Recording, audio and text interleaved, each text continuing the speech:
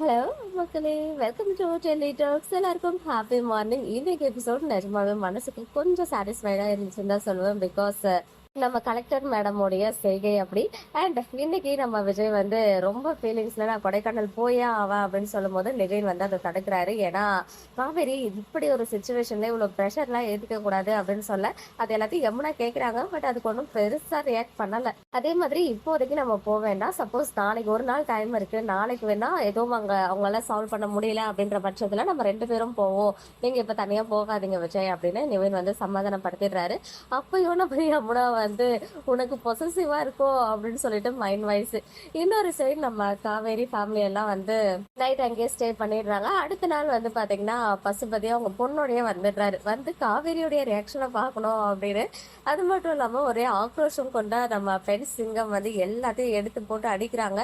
அடிச்சு எல்லாரும் வெளியே துரத்துறாங்க. கரெக்டா ஏதோ செக்யூரிட்டி மாதிரி போலீஸ் வந்து அங்கே நின்றுட்டு இருக்க மாதிரி ஒரு ஃபீல் இருந்துச்சு. ஏன்னா யாருமே கூட்டாமே அவங்க வந்து ஒன் செகண்ட் வந்துட்டாங்க. வந்ததும் வந்து காவேரி மேலதான் இவர் கம்ப்ளைண்ட் பண்றாரு, பாருங்க என்ன மாதிரி எல்லாம் அட்டாக் பண்றாங்க அப்படின்னு சொல்லி.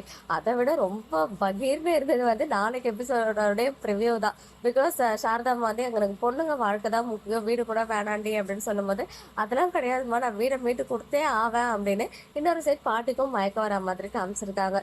ஸோ பாட்டியோடைய ஹெல்த்தை கருத்தில் கொண்டு சீக்கிரம் அவங்க வீட்டுக்கு போயிடுவாங்க போல. அண்ட் நமக்கு சமயபுரம் திருச்சி எதுவுமே காட்டலை. ஏன்னா அங்கே அத்தையுமே வந்து வந்துட்டே இருந்தாங்க, வழியில் வந்து பஞ்சர் ஆயிடுச்சு அப்படின்ற மாதிரி சம்திங் சொல்லி சமாளிச்சிட்டாங்க. ஸோ காவேரி வந்து அடுத்த சபதத்தை இங்கே போட்டுட்டாங்க, கண்டிப்பாக வீடை மீட்டு கொடுத்தே ஆவேன் அப்படின்னு சொல்லி.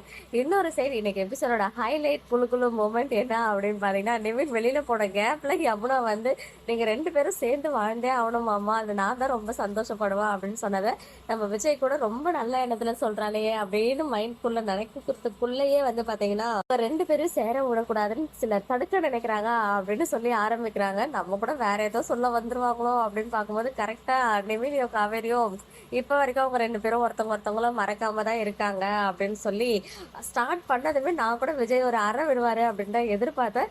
பட் அவர் வந்து அவர் மனசுல இன்னும் அந்த யமுனாவை வந்துட்டு ஒரு குட்டி பாப்பாவா சின்ன பொண்ணாவே நினைச்சிட்டு இருக்காரு, பச்சை மண்ணு அப்படின்ற ஒரு ரேஞ்சில்.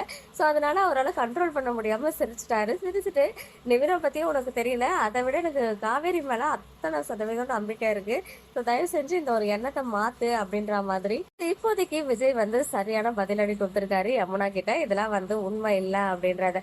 பட் யமுனா வந்து கொஞ்சம் கூட அதை கேட்டு அந்த ஃபேஸ் ரியாக்ஷன் எதுவுமே சேஞ்ச் ஆகல அவங்களுக்கு. ஏன்னா அந்த மனசுல அவங்களுக்கு இருக்க அந்த சந்தேக புத்தி வந்து இப்போதைக்கு போகாது. ஏன்னா அவங்களால ஏதோ ஒரு பெரிய சம்பவம் வந்து நடக்க இருக்கு அப்கமிங் நம்ம மகாநதியில. விஜய்க்கு யமுனாவுடைய அந்த ஒரு கெட்ட எண்ணம், அதாவது மைண்ட்குள்ள இருக்க அந்த எல்லா அழுக்கான புத்தியும் வந்து தெரிய வந்துருச்சு. நீ எல்லாம் கலெக்டர் ஆகி என்ன பண்ண போற அப்படின்றத நம்மளுடைய மைண்ட் வயசே இன்னைக்கு விஜய்க்கு வச்சிருந்தாங்க. அது நிஜமாவே எனக்கு ரொம்ப பிடிச்சிருந்துச்சு. ஸோ ஃபைனலி நிவினும் வந்துட்டாரு. நம்ம விஜய் வந்து ஏதோ சொல்லி சமாளிச்சிட்டாரு, நானும் காவேரி சேர்ந்து வாழணும்னு யமுனா நினைக்கிறான்னு சொல்லி. பட் அங்கே என்ன நடந்திருக்கோம் அப்படின்றது நிவினுக்கு தெரிஞ்சிருக்கும். ஸோ அப்கமிங்ல நம்ம யமுனாவுடைய புத்தி, சந்தேக புத்தி விஜய்க்கு இப்பயே தெரிஞ்சிருச்சுன்னு சொல்லும் போது கண்டிப்பா நிவினுடைய லைஃப்பை நினைச்சு ஃபீல் பண்ணுவாரு. அது வந்து இவரோட ப்ராப்ளம்ஸ் எல்லாம் சால்வ் ஆன பிறகு இதையுமே கண்டிப்பா யோசிச்சு கன்சிடர் பண்ணுவாங்க. இன்னைக்கு எபிசோட் பார்த்தீங்கன்னா உங்களுடைய ஒப்பீனியன் கமெண்ட்ல சொல்லுங்க.